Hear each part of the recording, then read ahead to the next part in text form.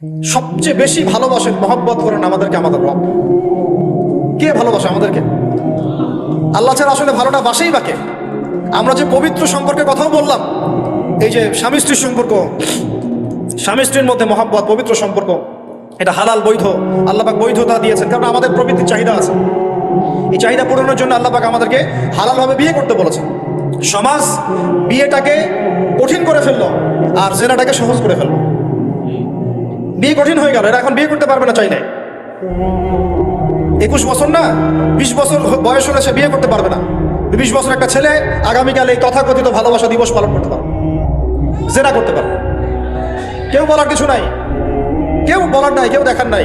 চলছে, মানে এভাবেই চলছে। সমুদ্রের পানিতে ভেসে গেছি আমরা। একটা মেয়ের বয়স 17 বছর, সে কালকে জেনা করবে। অগণিত মেয়ে কালকে 17 বছরের মেয়ে জেনা করতে পারে, আল্লাহ হেফাজত করুন। কিন্তু এ এখন বিয়ে করতে পারবে না। বিয়ে করতে গেলে সমস্যা। তাহলে চিন্তা করেন, পয়সার এক পিঠ যদি আপনি দেখেন, অপর পিঠ দেখতে হবে। এক পিঠে যদি এই সমস্যা হয়, অপর পিঠে কি পড়তে সেটা দেখতে হবে, আমাকে বুঝতে হবে। বিয়ে কঠিন হয়ে গেল, জেনা সহজ হয়ে গেল। আবার বাসায় ধরেন একটা পুরুষের সামর্থ্য আছে, চাহিদাও বেশি। সামর্থ্য আছে অনেক, চাহিদাও বেশি। সমাজে বিধবা মেয়ে পড়ে আছে, তালাকপ্রাপ্ত মেয়ে পড়ে আছে, এতিম মেয়ে পড়ে আছে, বিয়ে করার মানুষ নাই। এখন সমাজে যদি কোনো সৎ পুরুষ একাধিক বিয়ে করে, তাকে সমাজে বাঁকা চোখে দেখা হবে। কিন্তু এই পুরুষে যদি বিয়ে না করে বাইরে আরো 10টা মেয়ের সাথে অকাম কুকাম করে, তাকে কিচ্ছু বলা হবে। বলেছি আমি, কোরআন একদিকে, সুন্নত একদিকে, ইসলাম একদিকে, সমাজ, এই সমাজের তাকদির খারাপ। এভাবেই নবী সাল্লাল্লাহু আলাইহি ওয়াসাল্লাম পেরেশান ছিলেন কিভাবে সমাজের মানুষকে ফেরানো যায়। আজকে আমরাও পেরেশান। আল্লাহ পাক সবার আগে আমাকে ইসলাহ দান করেন, আমার পরিবারকে দান করেন, আমাদের প্রত্যেক দিনই ভাই বোনকে দান করেন এবং ইস্তেকামাত দান করেন। আল্লাহুম্মা সাব্বিতনা ওয়াজআলনা হাদিয়ান ওয়া মাহদিয়া, আমিন ইয়া রাব্বাল আলামিন। তো এখন কথা হচ্ছে, এগুলো চলছে আমাদের চোখের সামনেই। কিন্তু দেখেন প্রিয় ভাইয়েরা, আল্লাহ পাক শাস্তি বলেছেন 100 বেত্রাঘাত। কেউ যদি আবার বিবাহিত হয়ে এই কাজ করে, জেনা করে, তাহলে তার শাস্তি কি বলেছেন? বলা হয়েছে কোমর পর্যন্ত মাটিতে পুঁতে ফেলে তাকে পাথর নিক্ষেপ করে হত্যা করতে হবে। এটা কোরআন এবং হাদিসের শাস্তি। আর আমরা কি করছি দেখেন।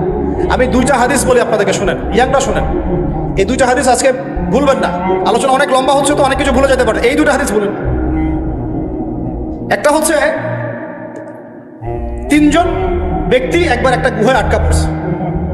3 জন বন্ধু বা ভাই, তার একটা গুহার মধ্যে আটকা পড়ে গেছে। ঝড় হচ্ছে, গুহার মুখটা বন্ধ হয়ে গেছে পাথর দিয়ে, বের হওয়ার কোনো জায়গা নাই। এখানে নিশ্চিত মৃত্যু, কোনো সুযোগই নাই বাঁচার। তারা অনেক চেষ্টা করে বের হতে পারলো না। শেষমেশ তারা বলছে যে আমাদের যদি কোনো নেক আমল থাকে, সে নেক আমলের ওসিলা করে আল্লাহর কাছে দোয়া করি, আল্লাহ চাইলে আজকে আমাদেরকে বাঁচাতে পারে। একজন বলছে, আল্লাহ, আমার মা ছিল, পিতামাতা ছিল, তো মাকে আমি দুধ পান না করি আমার সন্তানদেরকে কখনো খাওয়াতাম না। একদিন গিয়ে দেখি যে মা ঘুমিয়ে গেছে, আমার বাচ্চারা কান্নাকাটি করছে, তবু আমি আমার বাচ্চাকে কান্না অবস্থায় রেখেছি, মাকে খাওয়াই নাই, ওদেরকে খাওয়াই নাই। আগে মাকে খাওয়াইছি, তারপর ওদেরকে খাওয়াইছি। আজকে ঘরে ঘরে মাদের সাথে কি আচরণ দেখেন, কি একটা অবস্থা দেখেন সমাজে, কি প্রজন্ম তৈরি করেছেন। মারা এখন বৃদ্ধাশ্রমে চলে যাচ্ছে, শিক্ষিত মা, তাই না?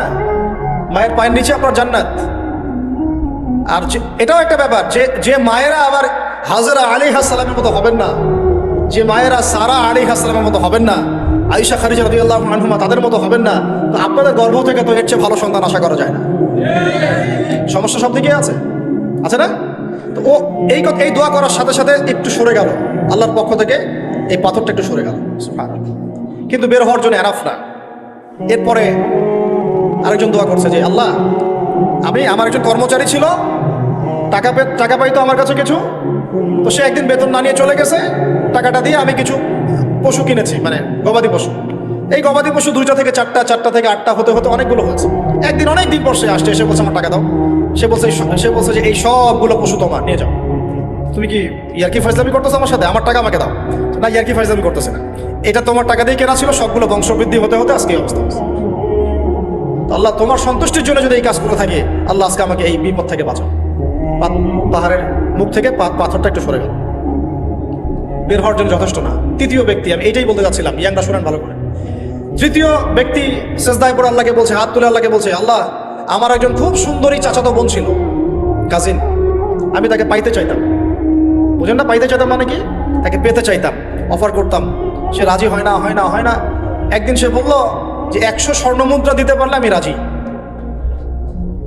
100 স্বর্ণমুদ্রা দিতে পারলে আমি রাজি। এখন তো এদেরকে স্বর্ণমুদ্রাও দেওয়া লাগে না, এমনিই রাজি নাকি? জেনা করার জন্য কি এমনিই রাজি, খালি একটু। আসলে সত্যি কথা বলতে কি, একটা মেয়ে যদি চায় যে আমি আমার ইজ্জত ধরে রাখবো, কোনো ছেলের ক্ষমতা নাই সেই ইজ্জত নষ্ট করে। এটাই সত্য কথা। আমার স্ত্রী এই কথাটা খুব মানে জোরালোভাবে আমাকে বলে, আমি যখন রাস্তায় হাঁটবো, আমি যদি চাই তাহলে কোনো মেয়ে কোনো ছেলে আমার কাছে ঘেঁষতে পারবে না, আমি সুযোগ দিলে তখন ঘেঁষতে পারবে। একটা মেয়ে যদি চায় যে একটা ছেলে আমার সাথে ইটিস পিটিস করুক, সে ছেলে করবেই করবে। একটা মেয়ে যদি চায় যে একটা ছেলে আমার পর্যন্ত আসতে পারবে না, আমি আমার ব্যক্তিত্ব গায়রত বজায় রাখবো, আমি ডিস্টেন্স মেনটেন করবো, আমি কোনো সুযোগ দিব না, ছেলে সুযোগ পাবে না কখনো। এত সহজ না। সর্বোচ্চ তখন কি করতে পারে, ধরে 10 জন মিলে ধরে ওকে জোর করে তার সাথে কিছু করতে পারে। ওরকম কিছু করলে তো আল্লাহর গজব নেমে আসবে। ওই যে সারা আলাইহিস সালামকে তুলে নিয়ে গিয়েছিলেন একটা বাদশা, মনে নেই আপনাদের? সারা আলাইহিস সালামকে একটা বাদশা এরকম উঠাই নিয়ে আসছে। আর সারা আলাইহিস সালাম সবচেয়ে সুন্দরী মেয়েদের একজন ছিলেন পৃথিবীর ইতিহাসে, ইব্রাহিম আলাইহিস সালামের স্ত্রী। তখন তিনি হাত বাড়াচ্ছে তার দিকে ধরার জন্যে। আর সারা আলাইহিস সালাম তখন বলছে, দাঁড়ান, আমাকে 2 রাকাত নামাজ পড়তে দেন। 2 রাকাত নামাজ পড়ে তিনি আল্লাহর কাছে হাত তুলে বলেন, আল্লাহ তুমি জানো আমি আমার সতীত্ব, আমার ইজ্জত, আমার সম্মান আমার স্বামী ছাড়া আর কারোর সামনে কখনো প্রদর্শন করি নাই। আজকে জালেমের হাত থেকে আল্লাহ তুমি আমাকে বাঁচাও। ওই দিকে ইব্রাহিম আলাইহিস সালাম নামাজে দাঁড়িয়ে গেছে।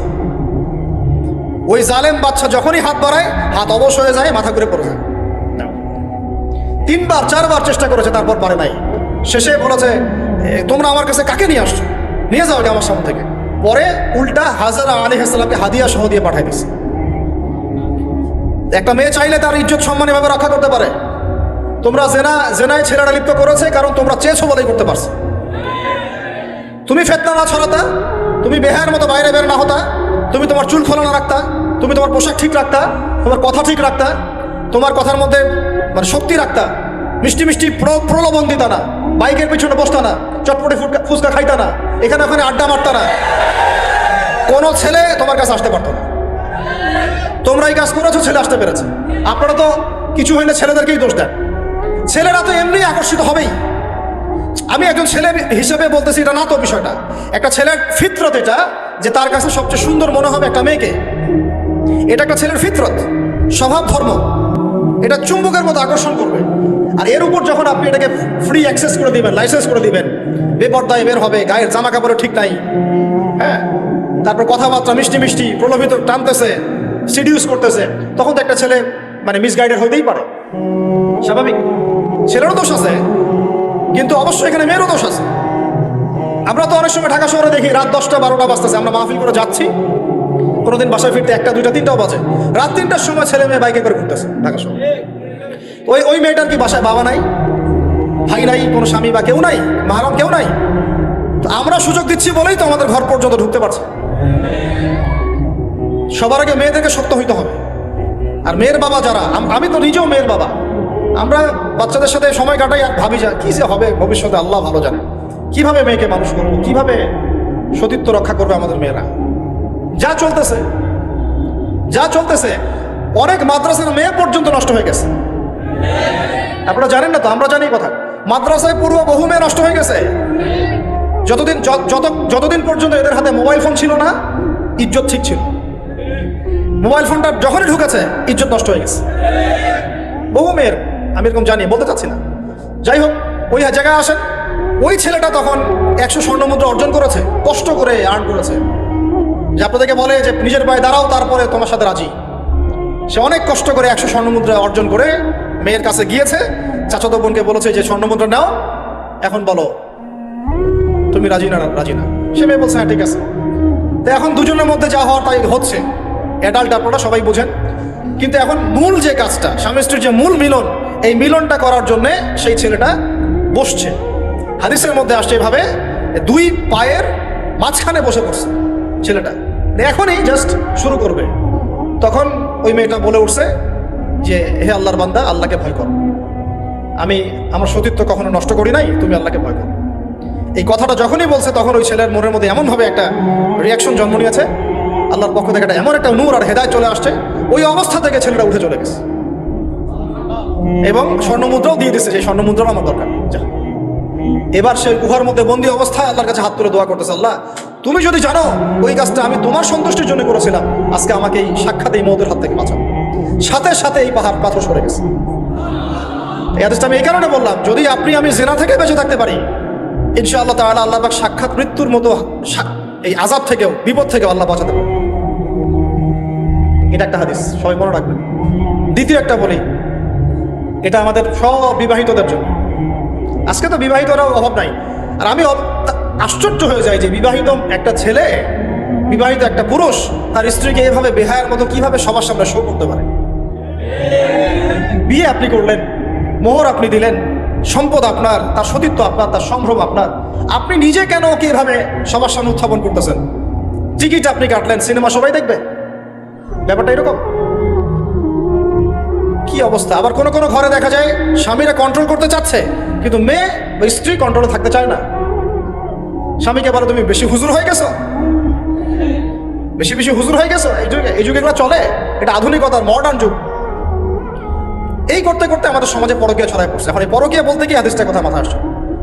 আল্লাহর নবী সাল্লাল্লাহু আলাইহি ওয়াসাল্লামের একজন সাহাবী, মহিলা সাহাবী। কি সাহাবী বলেন? এরকম ঘটনা দুই একটা ঘটেছে, আমি একটা বলতেছি খালি। মদিনা মহিলা সাহাবী কোনো একভাবে এরকম একটা অঘটন ঘটে গেছে। মানুষ তো হতে পারে, মানুষ তো পাপ করবে, তাই না? হতে পারে। এখন তিনি গর্ভবতী হয়ে গেছেন। নবী সাল্লাল্লাহু আলাইহি ওয়াসাল্লামের কাছে এসে বলছেন, ইয়া রাসূলুল্লাহ তাহহিরনি, আমাকে পবিত্র করেন, আমি অনেক বড় অন্যায় করে ফেলেছি। নবী সাল্লাল্লাহু আলাইহি ওয়াসাল্লাম মুখ ঘুরিয়ে নেন, মুখ ঘুরিয়ে নিয়ে বলেন যে বাসায় যাও, তওবা করো, আল্লাহ মাফ করে দিবে। নবীজি শুনতে চাচ্ছেন না, কারণ শুনলে কোর্টে মামলা আসলে তো বিচার করতে হবে। তিনি বলছেন যে বাসায় যাও, বাসায় যা আল্লাহর কাছে ইস্তেগফার করো, আল্লাহ মাফ করে দিবেন। আবার এদিক দিয়ে ঘুরে আস, ইয়া রাসূলুল্লাহ আমাকে পবিত্র করেন, আমি অন্যায় করে ফেলেছি। এভাবে কয়েক দফার পরে নবীজি বলছেন, তুমি কি অন্যায় করেছো? এমন কোনো কাজ কি তুমি করেছো? সুরমা দানিতে সুরমা নেয়ার সময় আমরা যেভাবে নেই, এরকম কোনো কাজ কি তুমি করেছো? মানে উনি শব্দটা উচ্চারণ করলেন না মুখ দিয়ে, একটা এক্সাম্পল মিসাল দিয়ে বুঝালেন, তুমি কি এরকম কোনো কাজ করেছো? অ্যাডাল্ট্রি কোনো কাজ করেছো? তো তিনি বলছেন, হ্যাঁ আমি গর্ভবতী হয়েছি। নবী সাল্লাল্লাহু আলাইহি ওয়াসাল্লাম আমার বিচার করে দেন। তিনি বলছেন যে বাসায় যাও, আগে সন্তান জন্ম দাও, তারপরে দেখা যাবে।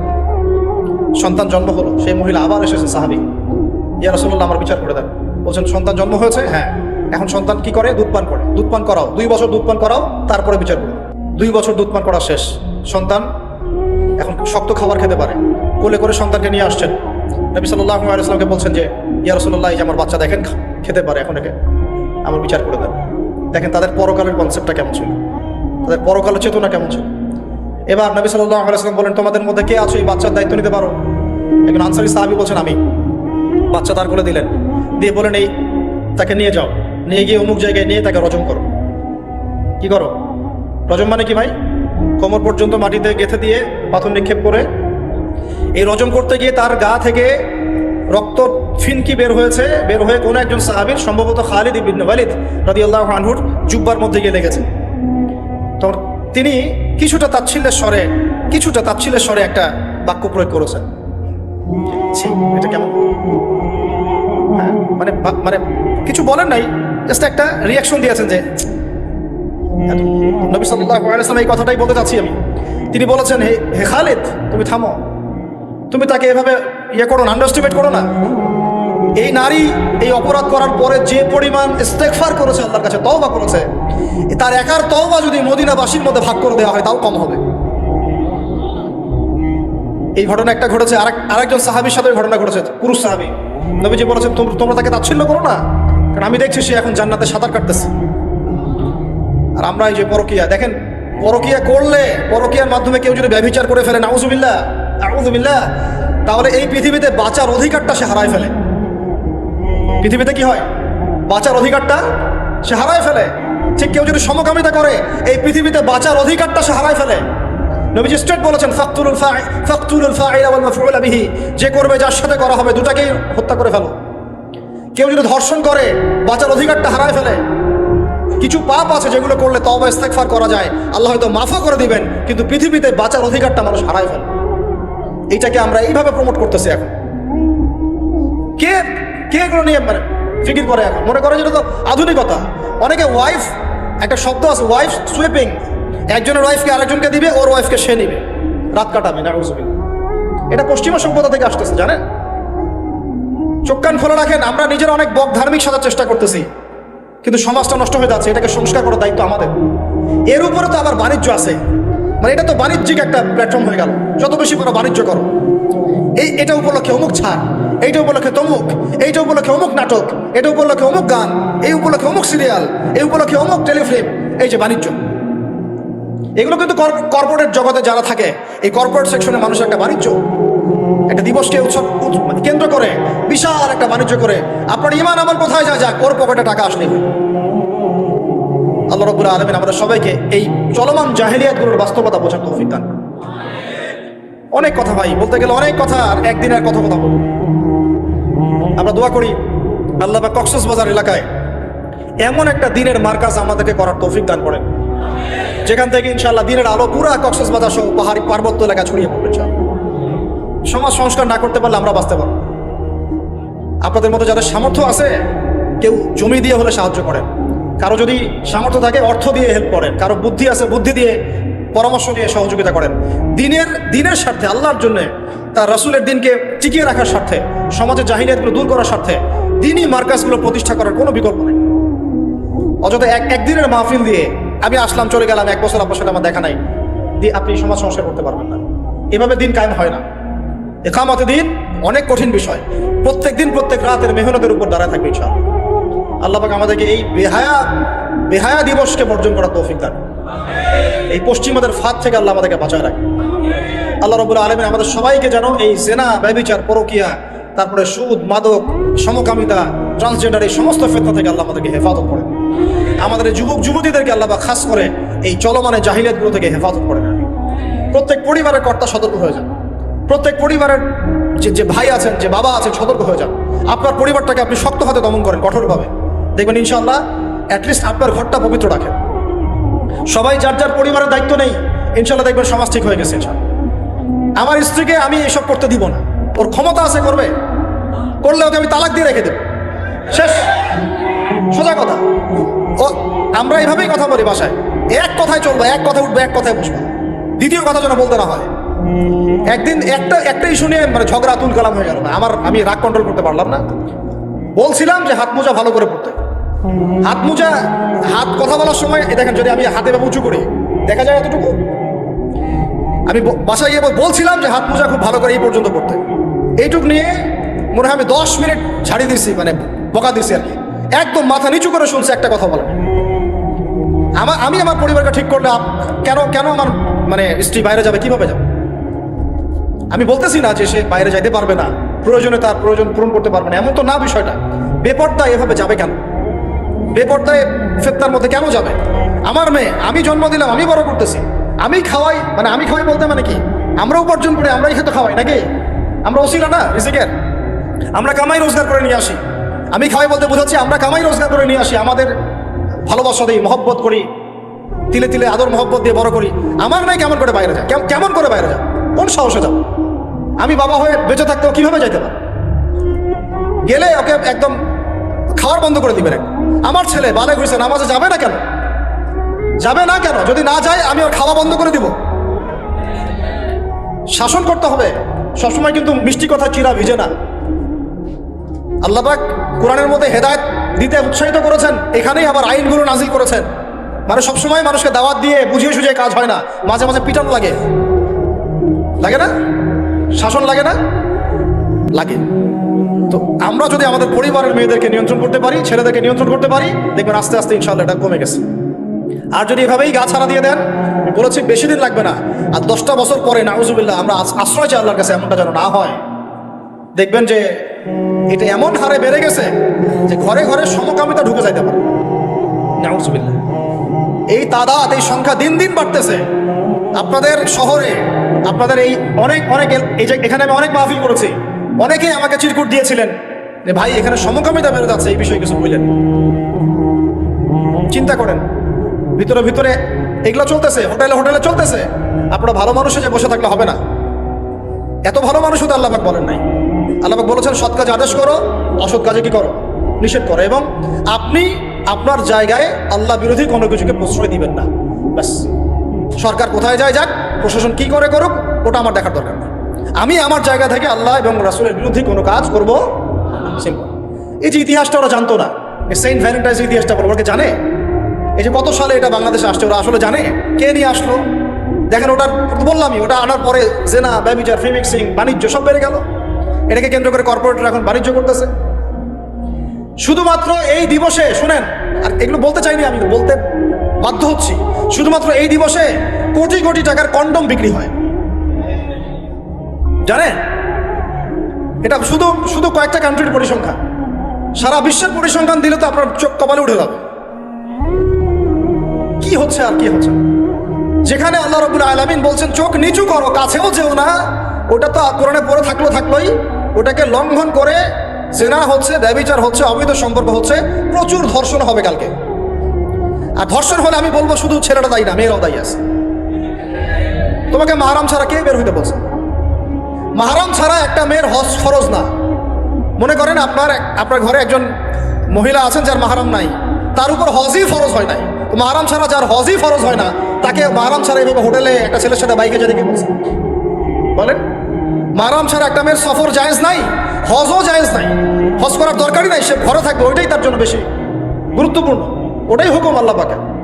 আর সে মাহরাম ছাড়া এইভাবে এখানে ওখানে ঘুরে বেড়াবে, ছেলের সাথে আড্ডাবাজি করবে, টাঙ্কি মারবে, চটপটে ফুচকা খাবে, এরপর 4-5টা ছেলে মিলে ওকে ধর্ষণ করে দিলে সব ছেলে দোষ ওই ছেলের উপর আসবে?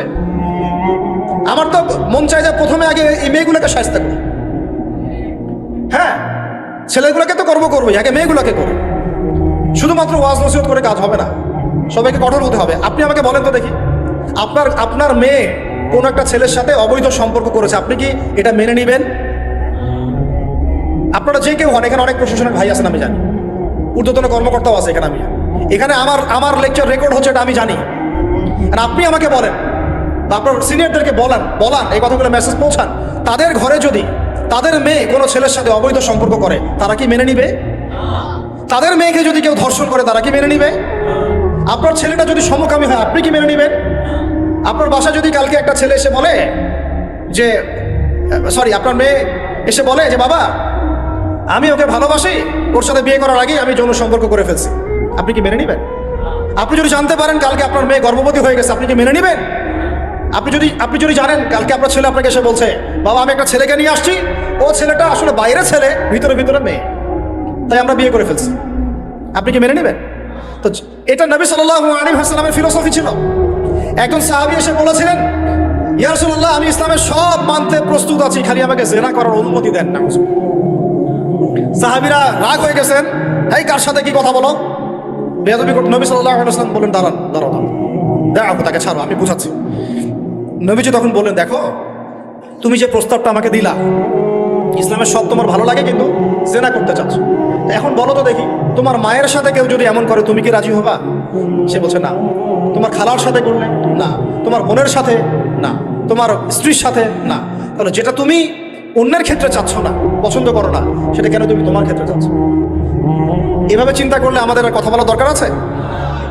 আল্লাহ পাক আমাদের সবাইকে কথাগুলো বোঝার তৌফিক দান করেন। এখন শেষ করে দিচ্ছে এই পয়েন্ট থেকে। দেখেন, আমাদেরকে সবচেয়ে ভালোবাসেন আমাদের রব আল্লাহ। সত্যিকারের ভালোবাসার ডেফিনেশনটা হচ্ছে যে আপনি নিঃস্বার্থভাবে কাউকে ভালোবাসেন। আমাদের আশপাশে যারা আছে, যারা হালাল, ইভেন হালাল, আমার মা, আমার বোন, আমার বাবা, আমার স্ত্রী, আমার ছেলে, আমার মেয়ে, এদেরও যদি কখনো স্বার্থে আঘাত পড়ে, দেখবেন সেও আপনার পাশ থেকে সরে যাচ্ছে। এমন হয় নাই কখনো? আপনার বন্ধু, আপনার ব্যবসার পার্টনার, আপনার বস, আপনার কলিগ, ওদের স্বার্থে আঘাত হলে ওরাও সরে যাচ্ছে পাশ থেকে, জিগরি দোষ সরে গেল পাশ থেকে, হয় না এমন? ভালোবাসা দুই প্রকার। বলেন কয় প্রকার? আমার সাথে বলেন, এখানে শেষ করে দিব 10টা মিনিট। ভালোবাসা কয় প্রকার? একটা হচ্ছে নিঃস্বার্থ ভালোবাসা। কি স্বার্থ? কোনো স্বার্থ নাই, নিঃস্বার্থভাবে ভালোবাসা। একটা হচ্ছে কোনো না কোনো স্বার্থ জড়িত আছে এমন ভালোবাসা। আপনার স্ত্রীর চাহিদাও যদি আপনি পূরণ করতে ব্যর্থ হন, দেখবেন স্ত্রীর সাথে আপনার গন্ডগোল লেগে যাচ্ছে, যদিও সে হালাল বৈধ, তাই না? এমন হয় না অনেক সময়? আমি তো অনেকদিন বলেছি, অনেকদিন আগেও বলেছি, 5 বছর 6 বছর আগে, যে মানুষ আসলেই মানুষের অবস্থানকে মূল্যায়ন করে, ভিতর থেকে মানুষকে শুধু মূল্যায়ন করে আল্লাহ রাব্বুল আলামিন। না হলে কি হতো? এই যে এত অন্যায় আমরা করেছি, আল্লাহ পাক কি আমাদেরকে ছেড়ে দিয়েছেন, ফেলে দিয়েছেন, গজবে ধ্বংস করে দিয়েছেন? এই যে আল্লাহ পাক যে আমাদেরকে মহব্বত করেন, ভালোবাসেন, তার প্রমাণে আল্লাহ পাক চান যে আমরা যেন ফিরে আসি। আল্লাহ পাক বলছেন সারা দুনিয়ার সমান গুনাহও যদি সে করে ফেলে, আসমানের সমানও গুনাহ করে ফেলে, খালি তওবা করে ফিরে আল্লাহকে বলবে আস্তাগফিরুল্লাহাল্লাযী লা ইলাহা ইল্লা হুয়াল হাইয়ুল কাইয়্যুম ওয়া আতুবু ইলাইহি। আল্লাহ পাক বলছেন খালেস তওবা করলে গুনাহ তো মাফ করে দিবই, আগের গুনাহগুলোকে নেকি দিয়ে পরিবর্তন করে দিবে। ভালোবাসা না? আল্লাহ পাক সৃষ্টি করেছেন আমাদেরকে ভালোবেসে। কোরআন খোলেন, সূরা সাদ পড়েন, সূরা সাদের মধ্যে দেখবেন আল্লাহ বলছেন খালাকতু বিয়াদি মা মানাআকা আল্লা তাসজুদা খালাকতু বিয়াদাই, মানে তুমি ইবলিস কেন তাকে সিজদা করলা না যাকে আমি নিজ হাতে সৃষ্টি করেছি? এটা মহব্বতের বহিঃপ্রকাশ না? আল্লাহ আমাদেরকে নিজ হাতে সৃষ্টি করেছেন। আল্লাহ পাকের হাত কেমন এটা আমরা ব্যাখ্যা করতে যাবো না, এর হাতের অর্থ কি সেটাও ব্যাখ্যা করার তাওয়িল করার দরকার নাই। কোরআনে আসছে যেভাবে সেভাবে আমরা ঈমান রাখবো, ঠিক আছে ভাই? এখানে আবার অনেক তালগুল পাকায় ফেলে এবং বিভ্রান্ত হয়ে যায়, এদিকে যাওয়ার দরকার নেই। এখানে বোঝানো হচ্ছে আল্লাহ রাব্বুল আলামিন আমাদেরকে মহব্বত করে সৃষ্টি করেছেন। এই পুরো সৃষ্টি জগৎটাই তো আল্লাহর মহব্বতের বহিঃপ্রকাশ। সবকিছু এত নিপুণভাবে চলতেছে, এটা মহব্বতের বহিঃপ্রকাশ না? আমি আপনাদেরকে নিয়ে যদি কোনোদিন কক্সবাজারের সৈকতে তারা দেখাতে পারতাম, তাহলে আমি বুঝাইতে পারতাম আপনাদেরকে যে এই মহাবিশ্বটা ঠিকই আছে কিভাবে। তারার মধ্যে একটা গাণিতিক ক্যালকুলেশন আছে যেটা সবাই জানে না। যারা একটু অ্যাস্ট্রোনমি নিয়ে পড়াশোনা করেছে তারা জানে। আপনার মানে মাথার বিবেকই উল্টায় যাবে যে এত সূক্ষ্মভাবে কিভাবে আল্লাহ রাব্বুল আলামিন এই মহাবিশ্ব সৃষ্টি করবে। এক চুল এদিক ওদিক হলে পুরো বিশ্ব কায়নাত ধ্বংস হয়ে যাইত। এটা কি আল্লাহ পাকের মহব্বতের বহিঃপ্রকাশ না? আল্লাহ পাক তো বরং বলেছেন পুরো সৃষ্টি পরিবারটাই আল্লাহর আল্লাহর পরিবারের অন্তর্ভুক্ত। হ্যাঁ, এমনকি আল্লাহ পাক আমাদেরকে বলেছেন তোমরা জমিনবাসীর সবার উপর রহম করো, ইরহামু মান ফিল আরদ ইয়ারহামুকুম মান ফিস সামা। তোমরা সবার উপর রহম করো, দয়া করো। দয়া রহম এটা তো মহব্বতের একটা অংশ। তোমরা সবার উপর দয়া করো, রহম করো, মহব্বত করো। এটা কি হবে? তাহলে আল্লাহ পাক আসমানে যিনি আছেন আল্লাহ পাক তোমাদের উপর রহম করবে। আমরা সেই মহান সত্তার ভালোবাসার থেকে বের হয়ে হারাম এই যৌন ভালোবাসার দিকে যাওয়ার চেষ্টা করছি। আসলে এটা ভালোবাসা না, যৌনতা, এর দিকে যাওয়ার জন্য এসব করছি। আল্লাহ পাক আমাদেরকে মাফ করে যেন হেদায়েত দান করে। আল্লাহ পাক কত ভালোবাসেন এটা নিয়ে বলতে গেলে আজকে রাত শেষ হবে। দেখেন আল্লাহ রাব্বুল আলামিন আদম আলাইহিস সালামকে সৃষ্টি করেছেন, করে সমস্ত নাম শিক্ষা দিয়েছেন। নাম মানে হলো ইলম। নাম মানে কি? ভালো না বাসলে আল্লাহ পাক কাউকে সবচেয়ে সেরা কিছু দান করেন। সূরা ৩ আল্লাহ পাক কি বলেছেন? ওয়া তিন ওয়া যাইতুন, এগুলো শপথ করে লাকাদ খালাকনাল ইনসানা ফি আহসানি তাকওয়িম। মানুষকে সবচেয়ে শ্রেষ্ঠ কাঠামো আল্লাহ পাক দিয়েছেন, দেন নাই? তো কাউকে যদি মহব্বত না করা হয় তাকে আপনি সবচেয়ে সেরাটা কি দিতে পারবেন? আল্লাহ পাক আমাদেরকে মহব্বত করেন, ভালোবাসেন, এবং আল্লাহ চান আমরাও যেন তাকে মহব্বত করি, তাকে ভালোবাসি। এবং আমরা যদি কাউকে ভালোবাসি আল্লাহর জন্য ভালোবাসবো, কাউকে ঘৃণা করি আল্লাহর জন্য ঘৃণা করি। মহব্বত আল্লাহর জন্য, ঘৃণাও কার জন্য? আল্লাহর জন্য। আল্লাহ পাক সমস্ত ইলম শিক্ষা দিলেন, এটা কি ভালোবাসার বহিঃপ্রকাশ না? নূহ আলাইহিস সালামের কওম দীর্ঘদিন আল্লাহর কথা শুনে না, আল্লাহ পাক সবর করলেন, ধৈর্য ধরলেন, গজব দিলেন না, শেষ পর্যায়ে গিয়ে আযাব দিয়েছেন। এই যে আল্লাহ পাক সুযোগ দেন, সময় দেন, এটা কি আল্লাহ পাকের ভালোবাসা, দয়া না? এরকম প্রত্যেকটা কওমের ক্ষেত্রে হয়েছে। আমি তো ফিল করলাম এই ভালোবাসা নিয়ে ঘাটাঘাটি করতে গিয়ে যে আসলে আল্লাহ পাক যে আমাদেরকে সবচেয়ে বেশি মহব্বত করেন তার সবচেয়ে বড় নিদর্শন কি জানেন? আমাদের কাছে আল্লাহ রাব্বুল আলামিন আল কোরআনের মতো কিতাব নাযিল করেছেন, আর আমাদেরকে আল্লাহ পাক নবী মুহাম্মদ সাল্লাল্লাহু আলাইহি ওয়াসাল্লামের উম্মত বানাইছেন। আল্লাহ পাক যে নবী মুহাম্মদ সাল্লাল্লাহু আলাইহি ওয়াসাল্লামকে এই দুনিয়াতে পাঠিয়েছেন না, এটাই সবচেয়ে বড় মহব্বত, সবচেয়ে বড় রহমত। কারণ তার সুন্নতে এমন কিছু নাই যেটা আপনি খুঁজে পাবেন না। আর তিনি আমাদেরকে যে মহব্বত করতেন, মুহাম্মদ সাল্লাল্লাহু আলাইহি ওয়াসাল্লাম আমাদেরকে যে মহব্বত করতেন, তিনি আমাদেরকে বলতেন যে আমরা তার ভাই। আমরা তার কি ভাই? মানে কি মায়ের পেটে ভাই? এটা বোঝানো হয় না। একটা হাদিসে তিনি বলেছেন আমি তো পিতৃতুল্য। তার মানে কি সত্যি সত্যি বাবা সন্তানের সম্পর্ক? রুহানি পিতা। তিনি কি ইমাম নন? তিনি ইমাম, তিনি নেতা, তিনি আমাদের শিক্ষক, তিনি নবী। তো তিনি আমাদেরকে যে মহব্বত করতেন, তিনি একদিন বলছিলেন সাহাবীদের সামনে, কাশ আমি যদি আমার ভাইদেরকে দেখতে পেতাম। সাহাবীরা বলছেন ইয়া রাসূলুল্লাহ আমরা কি আপনার ভাই না? তখন নবীজি বলছেন না, তোমরা আমার সাহাবী, আমার ভাই তারা যারা আমাকে না দেখেই আমার প্রতি ঈমান নিয়ে আসবে। প্রত্যেক নবীকে আল্লাহ পাক একটা দোয়া করার চান্স দিয়েছে। কয়টা ভাই? এমন একটা দোয়া যেটা করলে আল্লাহ পাক কবুল করবেনই করবেন। করলে আল্লাহ পাক কি করবেন? অবশ্যই কবুল করবেন। নবী সাল্লাল্লাহু আলাইহি ওয়াসাল্লাম বলছেন যে সমস্ত নবী এই দোয়াটা পৃথিবীতে করে ফেলেছে, আমি এই দোয়াটাকে মুলতবি রেখেছি যে কাল কিয়ামতের মাঠে আমি আমার উম্মতের জন্য সুপারিশ করবো। এবং নবী সাল্লাল্লাহু আলাইহি ওয়াসাল্লামের সুপারিশে বহু কবিরা গুনাহগার মুসলমান যারা জাহান্নামের ফয়সালা হয়ে গেছে তাদেরকে আল্লাহ পাক কিছুটা শাস্তি ভোগ করালে হলেও আবার জান্নাতে নিয়ে আসবেন। তো তিনি আমাদেরকে মহব্বত করেন না, করতেন না? চিন্তা করে তাহলে আমরা তার দিনকে কি মহব্বত করলাম, আমরা তার হুকুম হাকামের বিধিবিধান সুন্নতে কি মহব্বত করলাম, চিন্তা করেন। একটা হাদিসে নবীজি স্পষ্ট করে বলছেন এটা আমাদের জন্য একটা কষ্টি পাথর, এটা একটা কি কষ্টি পাথর। তিনি বলছেন লা ইউমিনু আহাদুকুম, তোমাদের মধ্যে কেউ মুমিন হইতে পারবে না। কি হইতে পারবে না? মানে প্রকৃত মুমিন হইতেই পারবে না তোমরা, হে আমার উম্মত, তোমাদের মধ্যে কেউ প্রকৃত মুমিন হইতেই পারবে না যতক্ষণ না হাত্তা আকুনা আহাব্বা ইলাইহি মিন ওয়ালিদিহি ওয়া ওয়ালাদিহি ওয়ান নাসি আজমাইন, যতক্ষণ না আমি মুহাম্মদ সাল্লাল্লাহু আলাইহি ওয়াসাল্লাম তোমাদের কাছে নিজের কি সন্তান, নিজের বাবা মা এবং সমস্ত মানব জাতির থেকে বেশি প্রিয় না হচ্ছে। হাদিসটা আবার বলি, নবীজি বলছেন কেউ ততক্ষণ পর্যন্ত প্রকৃত মুমিন হতে পারবে না যতক্ষণ না আমি মুহাম্মদ সাল্লাল্লাহু আলাইহি ওয়াসাল্লাম তার কাছে তার সন্তান, তার পিতা, এমনকি সমস্ত মানব জাতি থেকে বেশি প্রিয় না হচ্ছে। আর আমরা যারা আগামীকালকে এইটার প্রিপারেশন নিয়েছি, আসলে কি আমাদের কাছে নবী প্রিয় বেশি না আমাদের দুনিয়ার স্বার্থ বেশি প্রিয়? যারা এগুলো করবে তাদের কাছে কি সত্যি নবী প্রিয়? তাহলে তারা করতে পারতো না। যদি নবী আমাদের কাছে সবচেয়ে বেশি প্রিয় না হয়, আমরা মুমিন হতে পারছি না। আর যাদের কাছে নবী প্রিয় তারা কখনো এমন হারাম কাজে যেতে পারবে না। যারা যাচ্ছে তারা কখনোই নবীকে ভালোবাসে না, কোশ্চিন কালেও। শোনেন, উমর রাদিয়াল্লাহু আনহু নাম শুনেন নাই? বললে অনেক কথা ভাই, অনেক কথা, কোনটা রেখে কোনটা বলি। উমর রাদিয়াল্লাহু আনহু একদিন এসে বলছেন খলিফাতুল মুসলিমিন, মুসলিমদের তিনি খলিফা, জান্নাতের সুসংবাদপ্রাপ্ত 10 জন সাহাবীর একজন। জান্নাতের সার্টিফিকেট পেয়েছেন পৃথিবীতে কয়জন সাহাবী? একটা হাদিসে একসাথে 10 জন, ওই 10 জনের অন্যতম একজন, যিনি এমন শাসন ব্যবস্থা পৃথিবীতে প্রতিষ্ঠা করেছিলেন যার মতো মিসাল এখন পর্যন্ত পৃথিবীতে আর দেখা যায় নাই। একটা হাদিসে আসছে যে রাস্তা দিয়ে ওমর হাঁটে ওই রাস্তা দিয়ে শয়তান হাঁটে না। কি বুঝলেন? শয়তান যদি দেখে ওই যে ওমর, ও আর ওই যাবেন ওই রাস্তা। এই হচ্ছে ওমর ইবনে খাত্তাব। আমার পরে কোনো নবী নাই, নবীজি বলছেন আমার পরে কোনো নবী নাই, লা নবিয়্যা বা'দি, আমার পরে কোনো নবী নাই। যদি হতো তাহলে ওমর হতো, যদি হতো তাহলে ওমর হতো। অন্য একটা হাদিসে আসছে আমার পরে কোনো নবী নাই, তবে তুমি আমার, এটা অন্য সাহাবী সম্পর্কে, আলী ইবনে আবি তালিব সম্পর্কে, তুমি আমার জীবনে তেমন মুসার জীবনে হারুন ছিল যেমন। এটা হচ্ছে আলী ইবনে আবি তালিব। তো এখানে কথা হচ্ছে ওমর রাদিয়াল্লাহু আনহুর মতো মানুষ নবীর কাছে এসে বলছেন সাল্লাল্লাহু আলাইহি ওয়াসাল্লাম, ইয়া রাসূলুল্লাহ ওয়াল্লাহি লা উহিব্বুক, আল্লাহর কসম করে বলছি আমি আপনাকে অনেক মহব্বত করি, ইল্লা মিন নাফসি, আমার নফসের চেয়ে বেশি না। মানে আমি আমার জানের চাইতে আপনাকে বেশি মহব্বত করি না। কথা বুঝতে পারতেন কি? মানে আমি আপনাকে অনেক মহব্বত করি ইয়া রাসূলুল্লাহ, সব কিছু থেকে বেশি মহব্বত করি, কিন্তু আমার নিজের জানের চেয়ে বেশি না। নবী সাল্লাল্লাহু আলাইহি ওয়াসাল্লাম বলছেন লা ইয়া উমর, এখনো মুমিন হওনি। কাকে বলছেন? কাকে বলছেন? জান্নাতের সার্টিফিকেট প্রাপ্ত একজন মানুষকে লা ইয়া উমর, এখনো হওনি।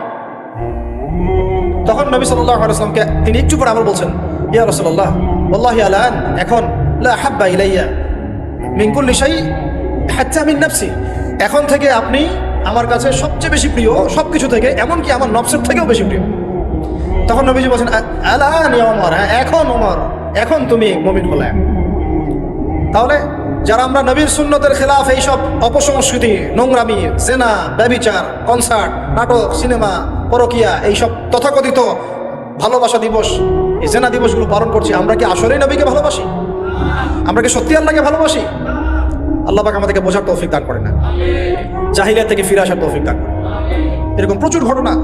ভালোবাসা তো এগুলোর নাম। ভালোবাসা কাকে বলে জানেন? সাহাবীরা বাসায় যেতেন, আবার দৌড় দিয়ে আসতেন নবী সাল্লাল্লাহু আলাইহি ওয়াসাল্লামের চেহারাটা একটু দেখার জন্য।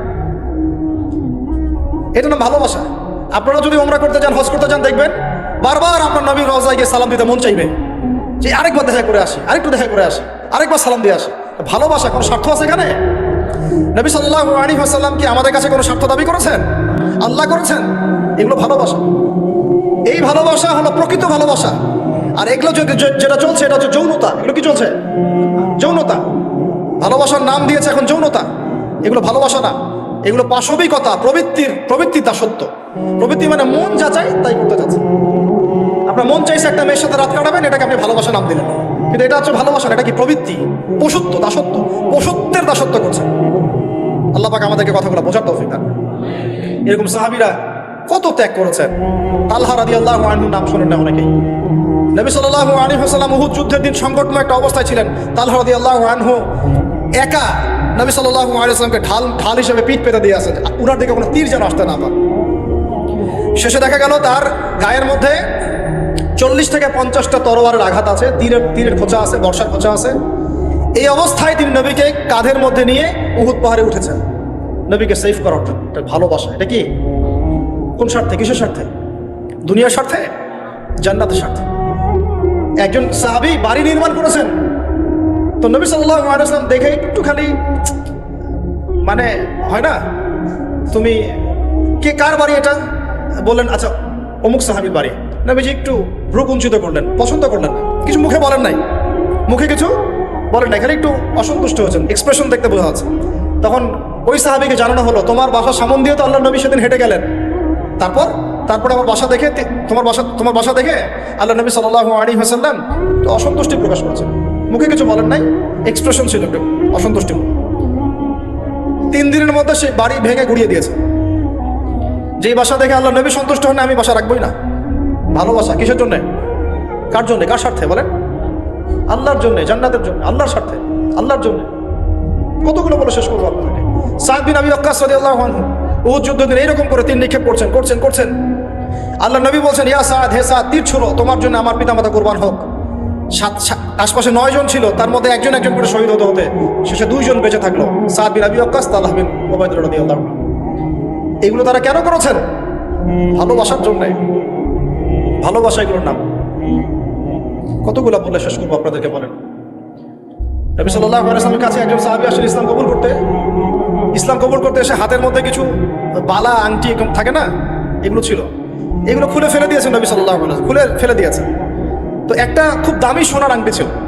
ফেলে দেওয়ার পরে অনেকে বলছে, তুমি তখন মুসলিম হয়েছো, ইসলাম কবুল করেছো, তো আচ্ছা ঠিক আছে, ওইটা না হয় নবীজি পড়তে নিষেধ করেছেন, তুমি ওইটা নিয়ে বিক্রি করে দাও, বিক্রি করে না হয় ওই টাকা দিয়ে অন্য কিছু করো।